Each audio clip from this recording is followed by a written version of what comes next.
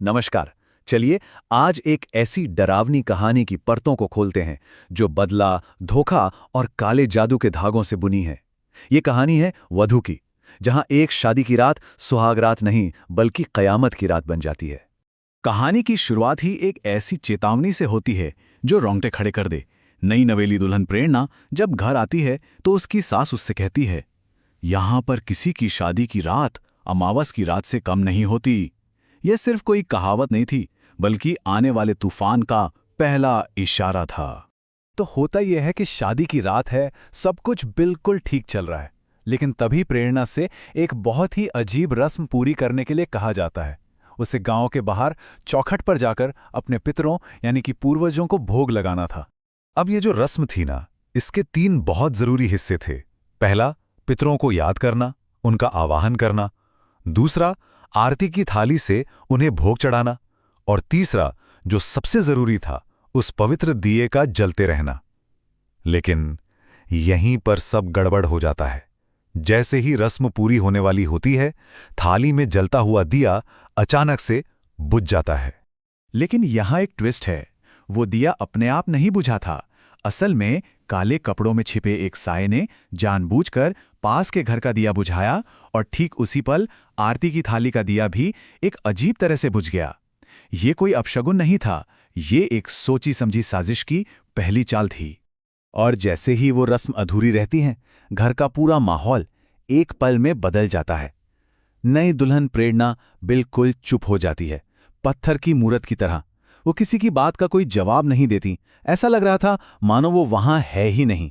सोचिए, जो प्रेरणा कुछ पल पहले तक एक शांत, सहमी हुई नई दुल्हन थी, अब उसका रूप डरावना हो चुका था। उसकी आंखें एकदम खून की तरह लाल हो चुकी थीं, चेहरा सफेद पड़ गया था, और जब उसके पति समीर ने उसे छूने की कोशिश की, तो उसने इतनी जोर से उसका हाथ झटक दिया कि सब हैरान रह गए। और फिर वो खामोशी टूटती है, एक ऐसी आवाज से जो प्रेरणा की थी ही नहीं, उसके शरीर से कोई और बोल रहा था। नहीं छोड़ूंगी मैं किसी को भी, बहुत समय से इसी दिन का इंतजार कर रही थी। अब यह साफ हो चुका था कि प्रेरणा के शरीर पर किसी बुरी आत्मा का कब्जा है जो बदला लेने आई है। तो यहां सबसे बड़ा सवाल खड़ा होता है कि आखिर ये आत्मा है कौन, और इस परिवार से उसे इतनी भयानक नफरत क्यों है। इस क्यों का जवाब कहानी के काले अतीत में दफन है। तो चलिए अब वक्त में थोड़ा पीछे चलते हैं, ये जानने के लिए कि इस नफरत की शुरुआत कहां से हुई। ये कहानी है एक बहुत बड़े धोखे की, और उस आत्मा का नाम था गंगा। गंगा और समीर, जो आज प्रेरणा का पति है, एक रिश्ते में थे। जब गंगा ने उसे बताया कि वो उसके बच्चे की मां बनने वाली है, तो समीर का जवाब बहुत ही घिनौना था। उसने कहा, कैसी शादी? तुम एक नौकरानी की बेटी हो, मैं इस बच्चे को नहीं अपनाऊंगा।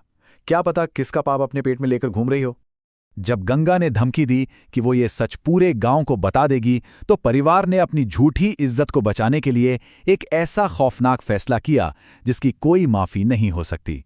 उन्होंने फैसला किया गंगा को हमेशा के लिए चुप कराने का।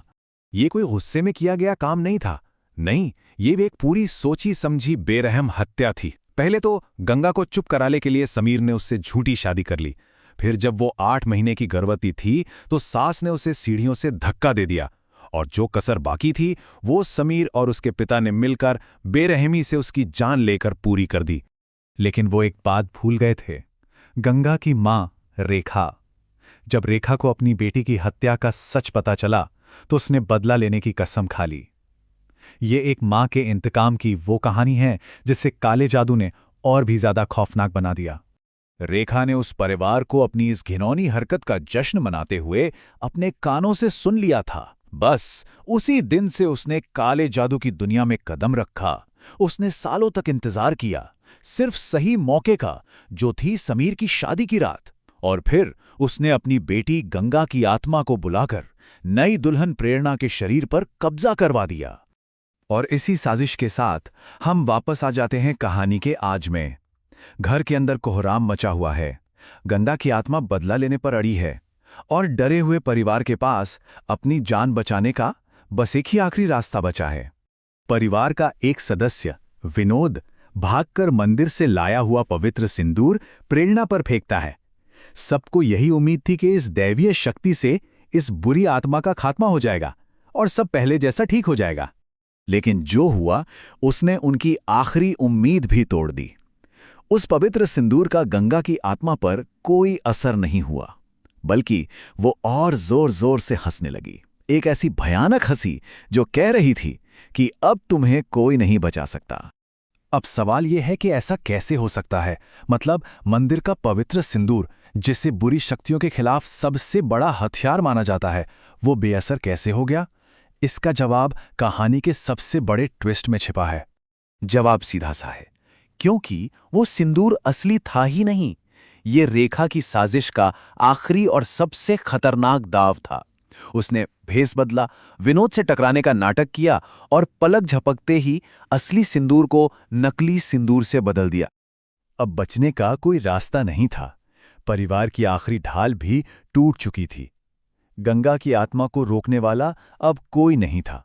और फिर उस बंद कमरे में उस परिवार को अपने हर एक गुनाह की कीमत चुकानी पड़ी।